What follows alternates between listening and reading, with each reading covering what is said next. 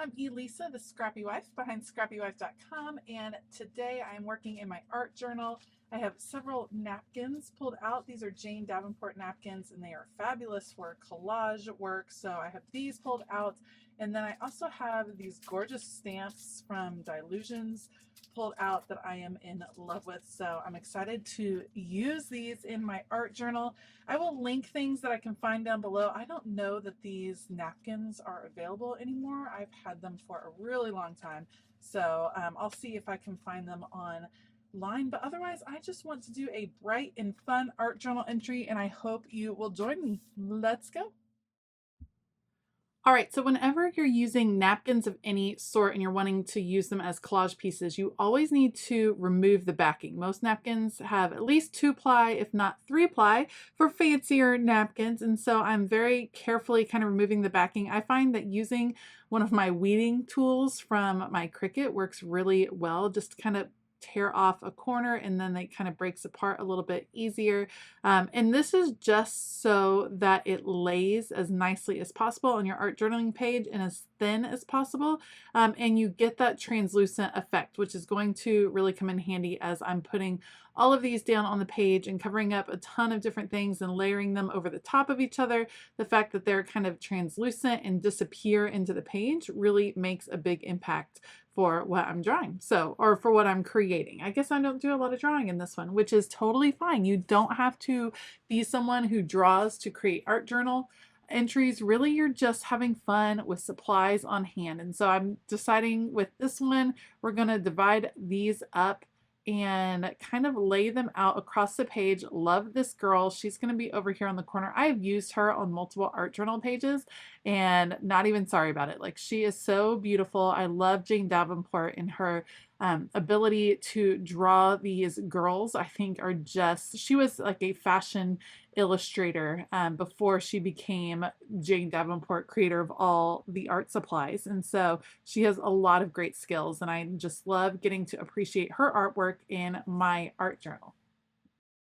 I am using matte Mod Podge to put these down on the page. Normally I would prefer to use a collage medium, but Mod Podge is what I had on hand, so that's what we're going to use. I put some down on the paper, then put the piece down that I want there, and then go over the top so it's nice and secure.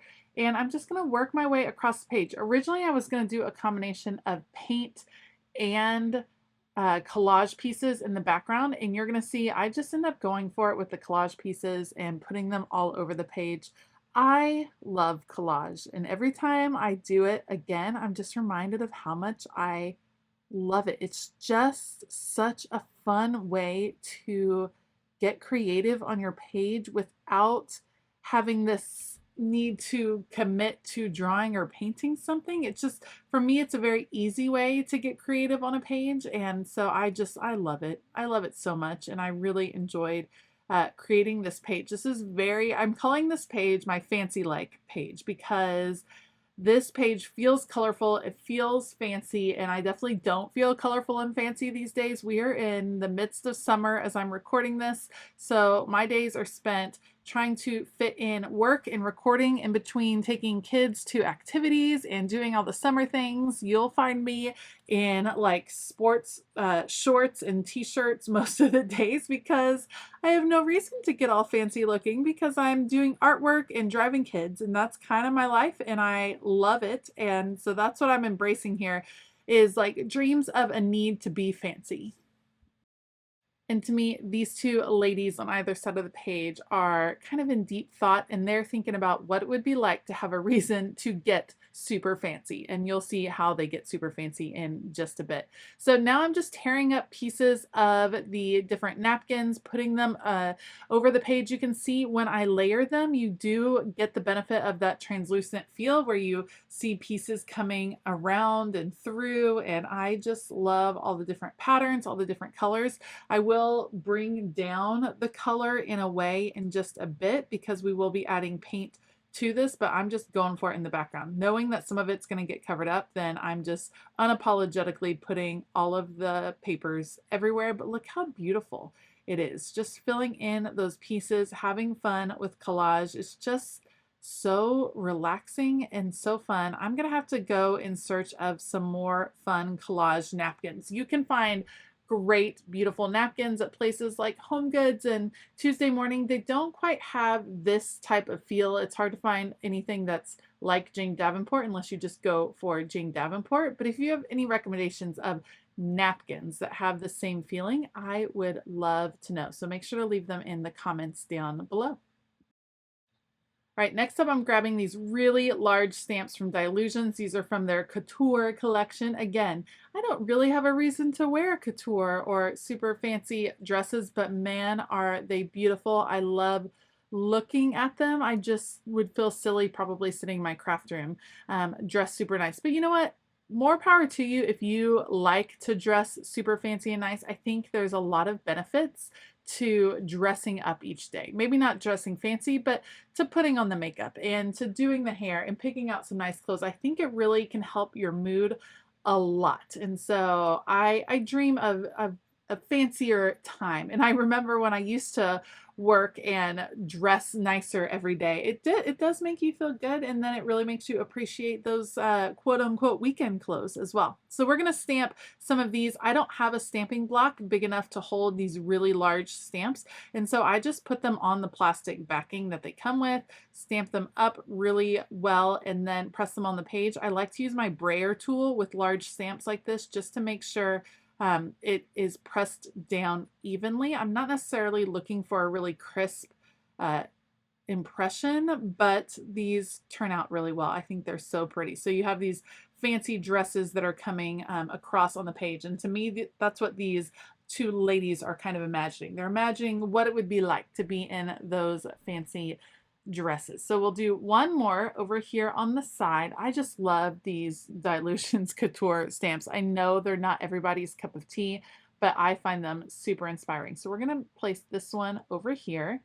And again, I'm just going to use my brayer tool. I don't hit all the parts of this. And so because of that, you'll see I don't get a good impression on one section, but easy enough to just place back down and then press it again, a little bit harder this time, and now I have a pretty good impression. So something to remember, I used VersaFine Onyx Black ink. That was the incorrect ink to use on top of Mod Podge. Why? Because Mod Podge, even the matte Mod Podge, was a little bit slick, and so this ink had a lot of trouble drying. I should have used a different type of ink that is made for slick surfaces.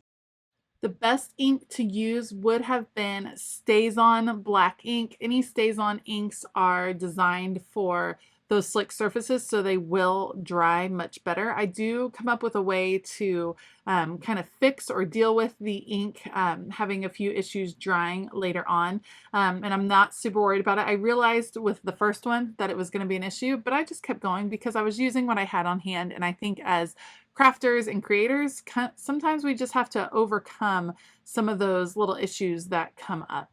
That particular purse that I just stamped down, I changed my mind later on because I really wanted this girl to have this hat. And so I'll end up painting over that purse. The placement was weird, especially when I knew I wanted the hat right there. And so no worries, we will just adapt and put that hat there and cover up where that particular purse is. So this will be the last thing I stamp on the page. I will let it sit for a little while, seeing if it will dry. It doesn't totally dry. It does a little bit, but not completely. And I'll be completely honest, I have this open in my craft room as we speak. I usually let my art journal pages dry for 24 hours before I close them, just to make sure they have a really good amount of time to dry and to cure with the paint, and so that it won't stick quite as much. All right, so now I'm coming in with some Dina Wakley paint, acrylic paint, and I am filling in all of the negative space. This is knocking out a lot of that extra color that you see on the page and bringing in the deep purple, love purple, my favorite color, and really highlighting those dresses. So now those dresses are carrying the patterns and the colors, and the negative space is just going to be that negative space where you're not distracted from what's going on with the dresses. So we're starting here with the purple, and then I will bring in a couple more colors to really change it up and add some highlights to what is bringing attention to these dresses. This is just such a fun way to create an art journal entry because you can have fun in the background without really worrying about your focal point at the beginning. Just have fun, create a cool background. If you want to try jelly plates, if you want to try collage, any of that, just go for it. And then you can always worry about creating your focal point later and then painting over some of the negative space so that you can bring that focal point to life. So we're starting again with the purple. Now we're going to bring in just a little bit of blue.